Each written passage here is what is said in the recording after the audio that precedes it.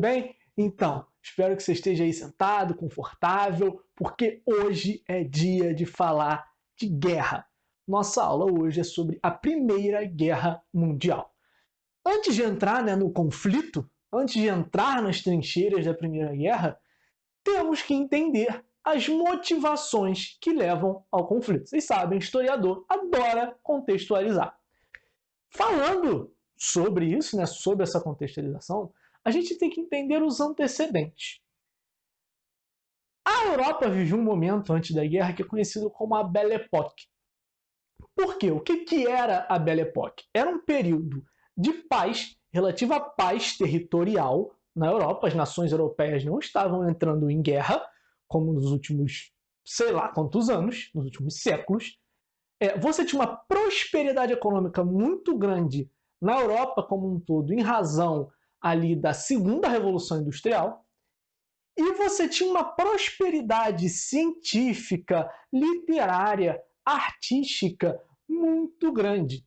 Então a Europa vivia ares de muito avanço, científico, tecnológico, social, econômico. E por isso que essa época é chamada de Belle Époque. Além disso, e aí já entrando mais no cenário tenso da guerra, a Europa vivia um cenário tenso que era o cenário da Europa dos nacionalismos. Vocês têm que lembrar que a partir da Revolução Francesa, essa ideia de nação que se constitui ao longo do século XIX e ao longo dos ideais da Revolução Francesa vai ficando em alta, principalmente com as revoluções ali do século XIX, as revoluções ali de 1848, e aí você tem a unificação italiana, você tem a unificação alemã, e isso em si eleva os nacionalismos. E esses nacionalismos, o que era o nacionalismo? Essa ideia de formar uma nação, e a nação em si é uma ideia, não é algo físico, essa ideia de formar essa nação, ela vai buscar no passado tradições, momentos que justificam, que mostram qual é o tamanho, qual é a importância da sua nação no mundo. Só que, junto com isso, você tem a criação do inimigo, a criação do inimigo externo, que é o que? Olha, se eu tenho tudo isso aqui, se meu passado representa tudo isso, e minha nação tinha esse potencial para ser uma líder mundial, para ter preeminência sobre as outras, e não tem, alguém de fora, o inimigo externo, foi quem não me possibilitou isso. Sendo assim, você começa a olhar para outra nação e você vê nela um inimigo. Passou da fronteira, você tem o meu inimigo. E essas inimizades vão ser aumentadas com conflitos anteriores, de antigamente, entre esses países. E aí você pode se perguntar, a Ana falou na última aula para vocês do imperialismo, você pode se perguntar, tá, mas a Primeira Guerra em si não é um conflito imperialista? Essas são correntes de interpretação. Eu prefiro ir mais com a corrente que não interpreta a Primeira Guerra como uma guerra imperial, uma guerra por causa do imperialismo ou do colonialismo. Por quê? Os conflitos que se tinham por colônias não eram conflitos que eram tão difíceis de resolver assim. Muitos desses conflitos que chegaram a vias armadas aconteceram nas colônias. E, em si, a guerra foi na Europa. E na minha explicação, eu espero conseguir deixar claro, porque eu acho que o colonialismo e o imperialismo europeu, o neocolonialismo, não foi em si o fator decisivo. Contribui para algumas animosidades? Contribui, mas fator decisivo, eu acho que não. E vamos tentar entender do que eu estou falando. Eu já falei desse cenário tenso dos nacionalismos. Esses nacionalismos vão conviver até na escalada para a Primeira Guerra com uma exacerbação não só do nacionalismo, mas do militarismo, do patriotismo. E essa escalada vai fazer com que se estoure uma guerra. Mas vamos voltar lá em 1870, quando acaba a Guerra Franco-Prussiana e a Alemanha se unifica. O Bismarck, o chanceler alemão, a Ana falou para vocês que ele era muito habilidoso, muito meticuloso. E ele vê o seguinte, cara, eu quero fazer um desenvolvimento econômico alemão. Para isso, eu tenho que estabelecer alianças aqui na Europa Central e eu não posso entrar novamente num conflito com a França, nem posso querer entrar num conflito com a Inglaterra, que naquele momento era a principal potência mundial. A Alemanha investe pesadamente na sua industrialização, investe pesadamente em escolas técnicas, né, o que vai fazer a população alemã que já sai do colégio estar preparada para trabalhar na indústria. E isso vai fazer com que a Alemanha tenha um crescimento muito grande. Atrelado a isso, e para se resguardar até de ataques, a Alemanha se reaproxima, né, do Império Austro-Húngaro, principalmente por causa das origens germânicas dos dois povos. E eles fazem um acordo em 1879, que era um acordo assim, para se resguardar de ataques militares. Se a Áustria-Hungria fosse atacada militarmente, a Alemanha entraria em guerra junto com ela, contra quem atacou, e vice-versa. Logo depois, esse acordo é estendido para a Itália, que é um outro país ali da Europa Central, que tinha acabado de fazer a unificação também. E o Bismarck tenta estender esse acordo à Rússia, mas a Rússia não aceita. Por quê? Por causa do pan-eslavismo. O que é pan-eslavismo? É o desejo, né, a criação de uma nação que englobe todos os povos eslavos. O que são povos eslavos? Eslavos são uma etnia. Eu posso falar para vocês aqui de russos, poloneses, tchecos, sérvios, eslovenos, bósnios.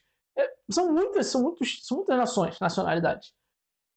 E aí, como a Áustria-Hungria era um império que detinha dentro do seu território uma miscelânea de nações, sérvios, bósnios, tchecos, e essas nacionalidades eram nacionalidades eslavas, a Rússia não entra nesse acordo que foi conhecido como a Aliança, Tríplice Aliança.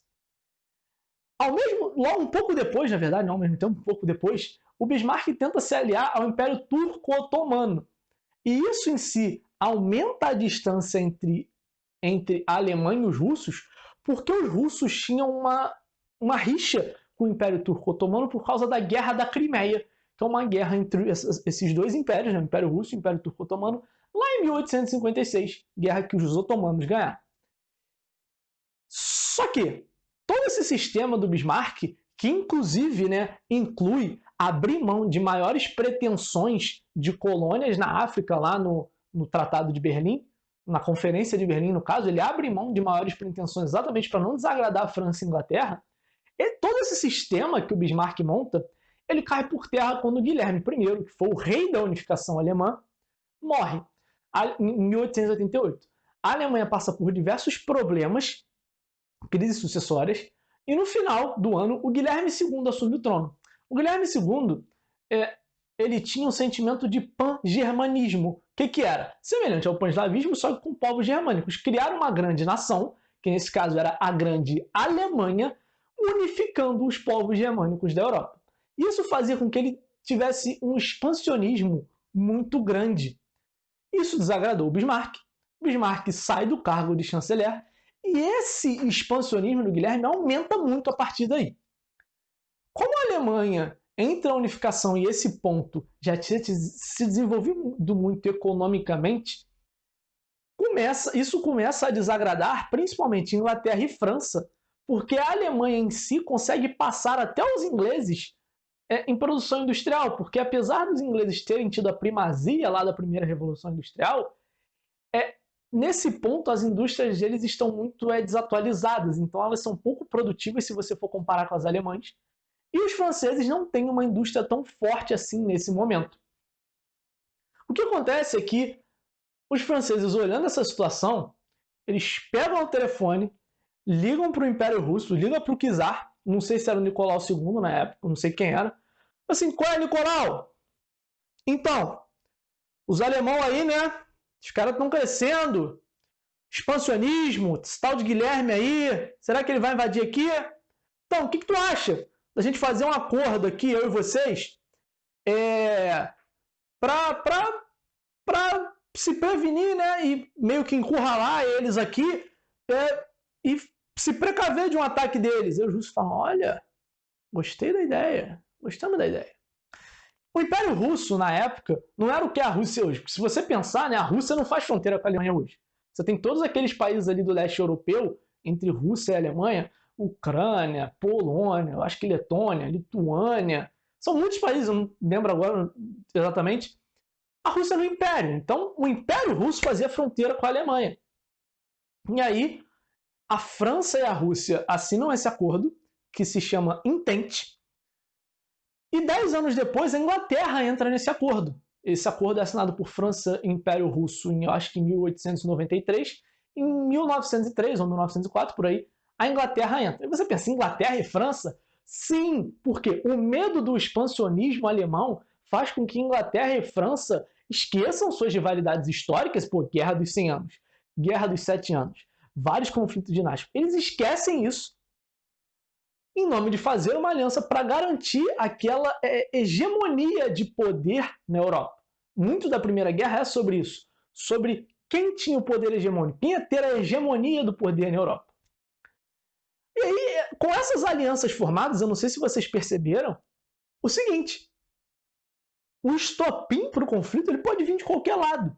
Porque se você tem um país declarando guerra a outro, você começa a acionar essas alianças e você gera uma guerra generalizada, vai ser bom. Você faz uma guerra generalizada. E aí, o que acontece? Como eu disse, o Império Austro-Húngaro era uma miscelânea de nacionalidades.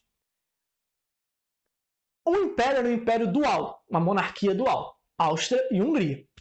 O arquiduque Francisco Ferdinando, príncipe desse império, ele olha e fala o seguinte, os eslavos podem criar um problema para um futuro governo meu. Então, vamos transformar essa monarquia dual numa monarquia tríplice, fazendo com que os eslavos eles ascendam ao poder, né? Ascender ao poder junto com nós, austríacos e húngaros. E aí ele estava em Sarajevo, em 1914, Sarajevo é a capital da Bósnia. Ele estava lá numa missão de paz, meio que negociando os acordos para isso acontecer. Eis que o nacionalismo sérvio tinha vários grupos de nacionalistas, e tinha um grupo extremista chamado Mão Negra. E esse grupo ele tinha um desejo. Queremos ter, né, a independência da Sérvia em relação ao Império Austro-Húngaro, e queremos formar a Grande Sérvia. Um militante desse movimento dá um tiro no Francisco Ferdinando, enquanto ele estava andando por Sarajevo num carro aberto, dá um tiro no Francisco Ferdinando, o Francisco Ferdinando morre. Aí você pensa, então a guerra começou aqui? Não. O Império Austro-Húngaro chega para os sérvios e fala assim, vocês podem investigar a morte, né, as ocasiões? E os sérvios falam assim, cara, a gente não tem nada a ver com isso. Isso aí é um grupo extremista que a gente não tem controle, eles não são um grupo do nosso governo. E aí o Império Austro-Húngaro fica pressionando, depois quase de um mês o Império Austro-Húngaro fala, tá, já que vocês não vão investigar, a gente vai entrar e vai investigar. Os sérvios se recusam a permitir isso, e aí os austro-húngaros, um mês depois, se eu não me engano, da morte de Francisco Ferdinando, declaram a guerra aos sérvios. E aí começam a se acionar todas as alianças. Eles declaram a guerra aos sérvios. O Império Russo, pelo pan-eslavismo, mobiliza suas tropas em favor dos sérvios. Os alemães falam assim, opa, mobilizaram suas tropas se mobilizaram em favor dos sérvios, mobilizaram contra o Império Austro-Húngaro. Opa, declaramos guerra a vocês. E aí, a partir do momento que os alemães declaram guerra à Rússia, a França declara guerra à Alemanha. E aí o que a Alemanha faz? A Alemanha, que óbvio, já previa esse tipo de conflito, com a França principalmente, bota em ação o Plano Schlieffen. O Plano Schlieffen, ele recebia esse nome por causa do von Schlieffen, que era o estrategista que elabora esse plano, que é o seguinte, para a gente conseguir chegar rápido a Paris, a gente divide o ataque ao território francês em duas frentes. Isso vai fazer com que o exército se desestabilize e a gente consiga chegar a Paris rapidamente. Então eles entram por leste e por norte. Só que para entrar por norte, por leste, eles passam por dentro da Bélgica. Então eles invadem a Bélgica, que era neutra nesse conflito. E quando eles invadem a Bélgica, que era neutra, a Inglaterra olha e fala assim: "Ah, que isso? Os caras são neutros? Vamos entrar na guerra." E a Inglaterra, que estava neutra até então, entra na guerra. Esse primeiro momento da guerra é chamado de guerra de movimento. Por quê? Porque o movimento das tropas é rápido. Eles conseguem ir conquistando territórios. Só que na frente ocidental, o que acontece? A guerra vai se estendendo, os alemães não conseguem chegar a Paris, e vai chegando o inverno europeu, que vocês sabem que é no fim do ano. Quando vai chegando o inverno europeu, os soldados começam a cavar buracos no chão, né? Linhas horizontais assim, para ficar lá dentro e se abrigar do frio do inverno europeu. Só que o que acontece? A partir disso, esse abrigo do frio de início vira uma proteção. Por quê? Você está ali debaixo da terra, a artilharia do outro lado não consegue te atingir. E eles, por parte deles, também vão começar a cavar trincheiras, porque senão eles vão ficar expostos aos meus tiros de artilharia. Sendo assim, essa guerra, que era a guerra de movimento, vira a guerra de posição. Por quê? Eles ficam parados dentro das trincheiras. O Eric Hobsbawm, que é um dos maiores historiadores, né, da existência, né, consagrados até hoje, ele diz que a guerra de trincheiras é uma das maiores atrocidades da história das guerras. Por quê? O soldado na trincheira, ele está convivendo com chuva, com sol, com neve, ele está convivendo com doenças, ratos, houve vários surtos de piolho nas trincheiras. Além disso, morreu um parceiro teu, o corpo dele vai ficar ali entrando em decomposição, vai ficar o corpo putrefado ali dentro da trincheira. Em razão disso, que as trincheiras são encaradas assim. E aí, a trincheira em si é uma realidade que faz a guerra que todos os países que entram na guerra, que achavam que ia ser rápida, ser uma guerra demorada. Além disso, né, essa situação da trincheira perdurou por mais de 3 anos, né, essa guerra de trincheira, essa guerra de posição, perdurou até 1917. Além disso, a guerra em si, o confronto, foi um confronto onde muitas inovações militares surgiram. Os alemães inauguram os submarinos, já tinham inaugurado antes da guerra, mas usam principalmente para conseguir destruir os navios franceses e ingleses que tentavam fazer um bloqueio naval à Alemanha. Os alemães são os primeiros a usar armas químicas, gás mostarda, lança-chamas, e os ingleses, nesse confronto, fazem um negócio chamado tanque de guerra, que vai ser muito usado nos confrontos do século XX. E aí, bom, a resistência francesa consegue, em si, não deixar os alemães chegarem a Paris. A maior batalha da Primeira Guerra, né, a Batalha de Verdun, foi vencida pelos franceses, né? E eles tiveram liderança nessa batalha do general Pétain. O general Pétain ficava andando entre as tropas francesas e gritava: "Il n'est pas pas! Il n'est pas!" O que isso quer dizer? Não passarão. E esse não passarão, óbvio, era em razão aos alemães, né? Fazer menção aos alemães. Só para vocês terem ideia, essa derrota é tão estridente que a palavra Verdun entra no dicionário alemão como sinônimo de derrota. Em 1917, essa situação, né, apesar dessa guerra de posição, essa guerra demorada, essa guerra cansativa, parecia que a situação estava ficando a favor dos alemães. Ao que parecia, eles iam ganhar a guerra. Principalmente porque na frente oriental a Rússia começa uma revolução popular dentro de seu território, começa uma guerra civil dentro do território russo, e os russos, através do Tratado de Brest-Litovsk, que eu vou falar mais na aula de Revolução Russa, na aula específica de Revolução Russa, saem da guerra cedendo muitos territórios para a Alemanha. Sendo assim, eles poderiam se concentrar em massacrar os exércitos franceses e ingleses na frente ocidental e ganhariam a guerra. Só que o que acontece? Eles decidem fazer um bloqueio naval, né, pagando na mesma moeda, aos ingleses e aos franceses. E aí eles Isso gera um precedente, não só isso, mas isso gera um precedente para a entrada dos Estados Unidos da América na guerra.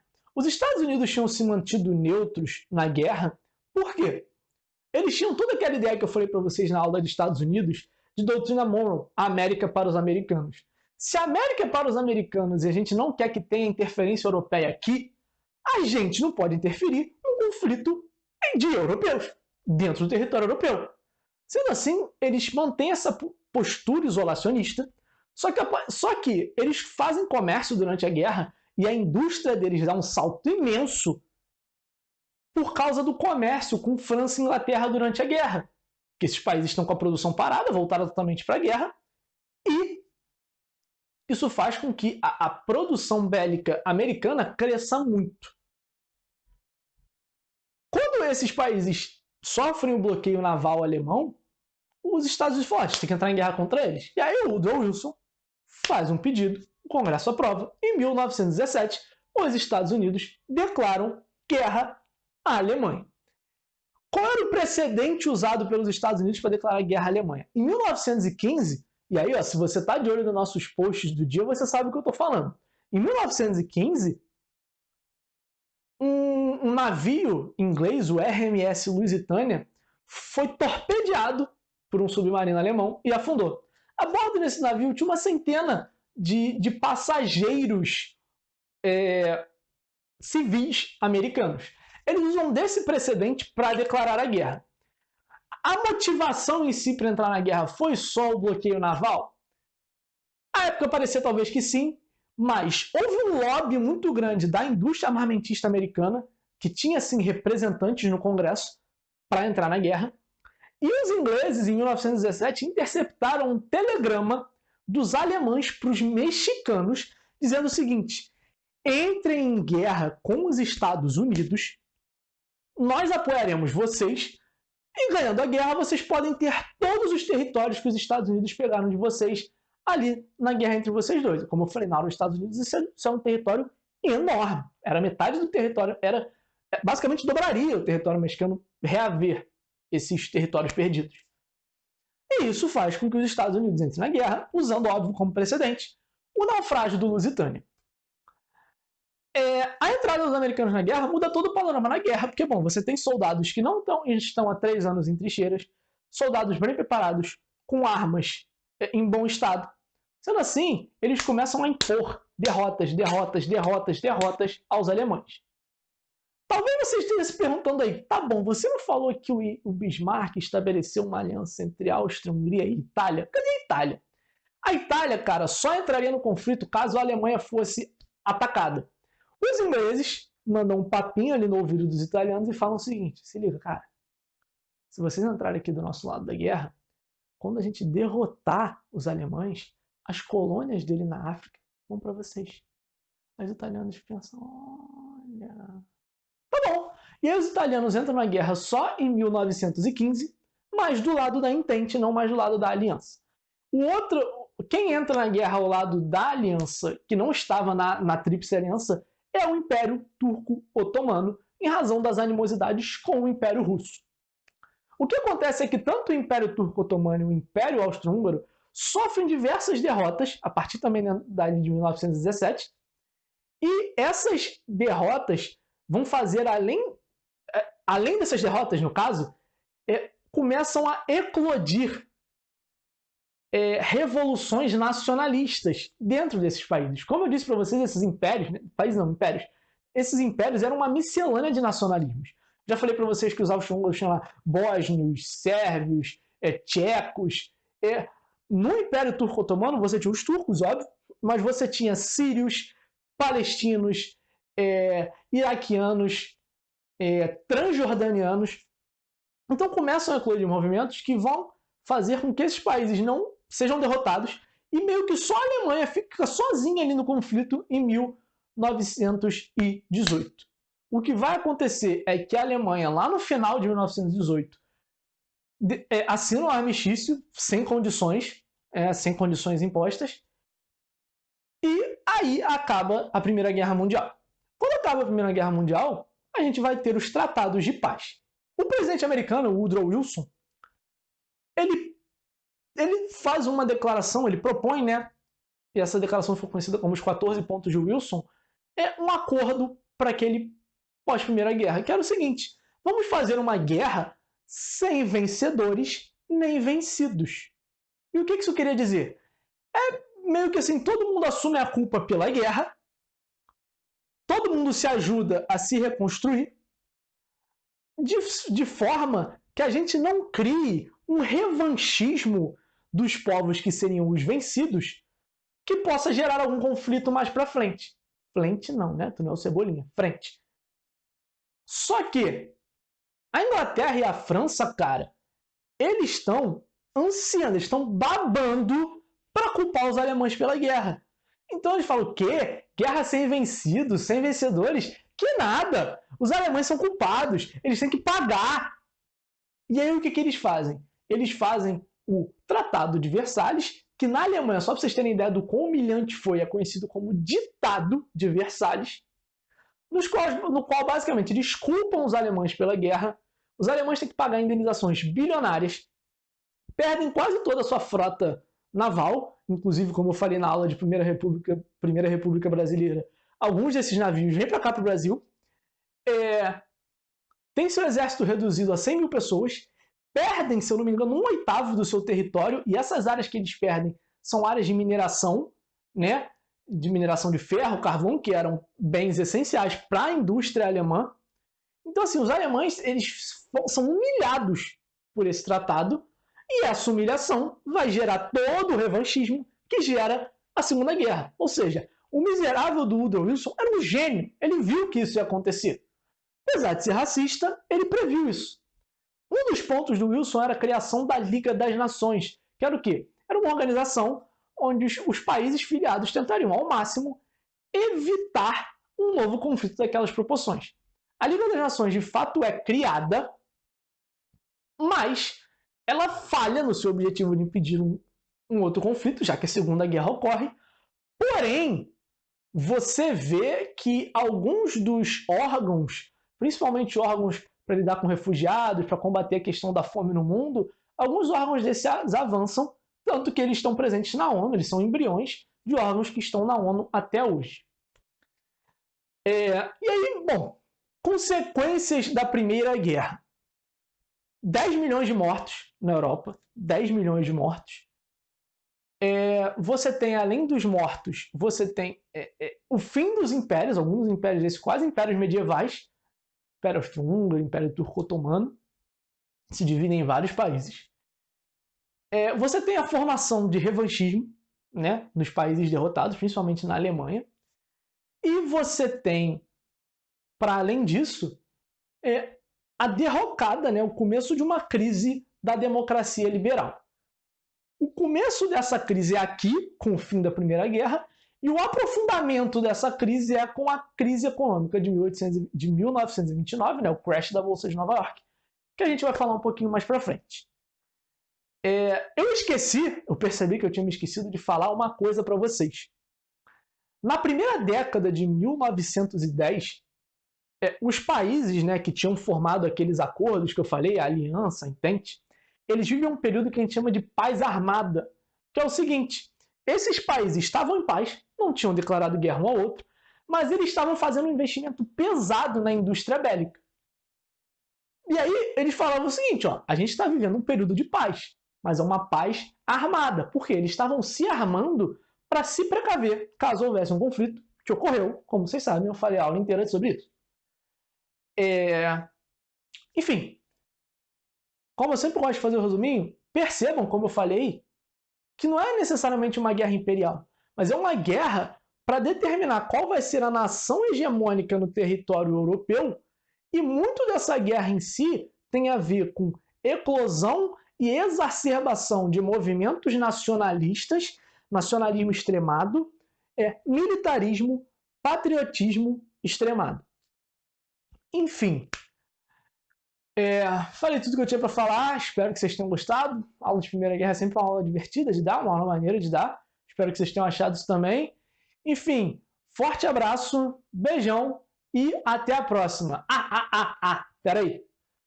Lembrei Essa semana foi a última semana, vocês estão tendo essa aula no domingo. Essa semana vai ser a última semana que a gente tem aula segunda, quarta, sexta e domingo. A gente vai diminuir o nosso ritmo, vai postergar um pouquinho mais essas aulas mais pra frente, daqui a pouco a gente já acabar o nosso conteúdo. E a gente vai começar a usar esses espaços, principalmente de domingo, os espaços que ficarem vagos, para fazer lives, para fazer vídeos falando sobre temas mais específicos, curiosidades, falar sobre filme, etc. Falar de outras coisas que não sejam necessariamente conteúdo. A gente já tem uma listinha sobre alguns conteúdos que a gente quer passar para vocês. E bom, é isso. Tchau, tchau.